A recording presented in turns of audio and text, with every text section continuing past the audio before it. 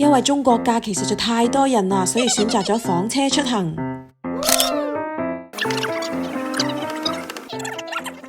開波啦喂！中國嘅加油站加柴油，啱啱加完油。內蒙古啊，啱啱喺寧夏入咗嚟內蒙古呢度啦，好多人喺度喎，換埋睡衣添啦。出去啦！哇，好多駱駝啊！因為過嚟啊！喂，唔好走啊喂，唔好走啊喂，而家上先啦喂！人都冇啊，好似去咗無人區咁啊！手機又冇信號，個位置究竟喺邊度啊？天啊，搵唔到佢啊！呢度咧，9點鐘先天黑噶。哇，我覺得嗰邊可以紮營噶喎，都係咪啊？都有車啦已經。發現咗一個營地喎，仲要唔知道佢叫咩名。家姐陷咗落個沙度啊，唔小心揸咗落去啊！依家叫人揾拖車啊！唉，表演啊！一個蒙古包好好靚啊，應該係旅行社嘅人嚟嘅。哦，入邊好多人喺度食嘢喎，準備係一個餐廳嚟噶。嗰邊仲有咩啊？燒烤、淋肉。有你咁樣噶？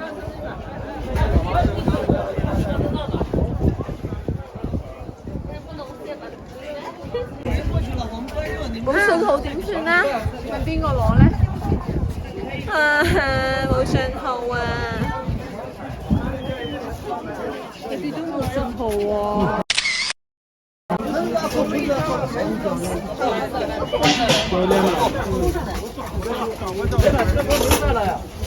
哇哦，好多人喺度食飯喎。這個飯沒菜了。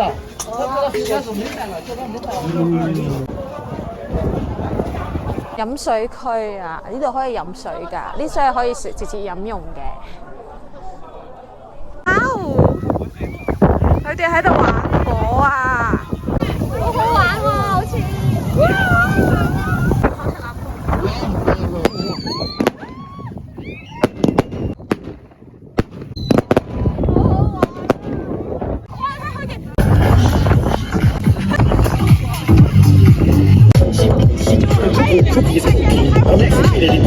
这个游戏吧，好吧？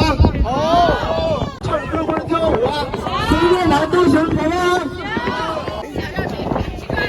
燒烤啦，燒烤啦，好多嘢食喎！夜晚10點鐘坐喺度又大風，跟住燒個烤，幾過癮啦！Tomorrow。今日都係10零度，又唔係話好凍嘅，就係有啲風咯。就睇你幾熱都係點樣。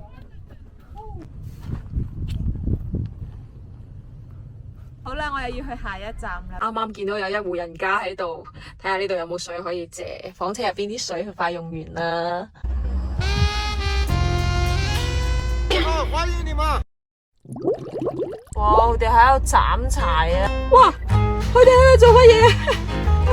好搞笑啊！啊，呢度應該喺度種緊樹。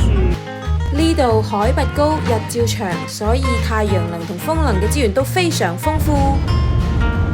呢個係超市嘅老闆，呢度咧可以洗車同埋加水嘅。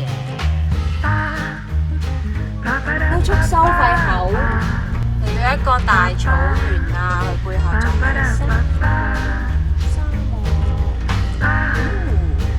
原來係一個遊客嘅地方，好多遊客啊！哇，這個人穿什麼？他好好笑啊！係，我而家喺房車嘅車頂，因為我見到一個好靚嘅鹽湖啊，所以我決定要爬上嚟望一望。嗚，好靚啊！準備過黃河啊！第一次見嘅喎，都係真係好黃喎。5蚊雞通行快。黃河係中國嘅母親河嚟嘅，亦都係中國嘅文化發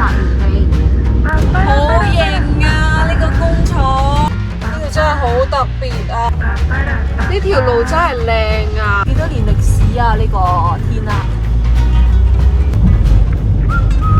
晒啊！依家去緊呢個叫做黃河宿集，入邊話聽講有好多特別嘅酒店喎，過去睇下啦。滴成咁嘅樣啦，因為太曬啦，同埋太大風啦。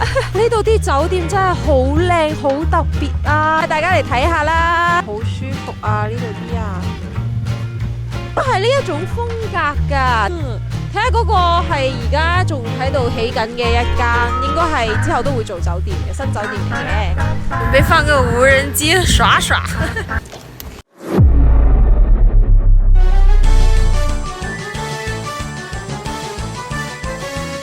呢度呢係以前中國古代嘅邊疆地帶嚟㗎，所以呢都會去起一啲咁樣嘅長城，去防禦啲敵人嘅入侵。走咯，走咯！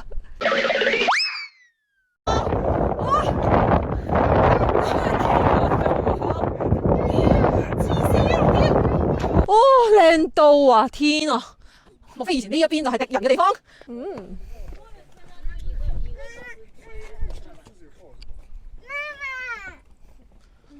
哇！向嗰邊睇下，哇！嗰邊又唔一樣嘅喎。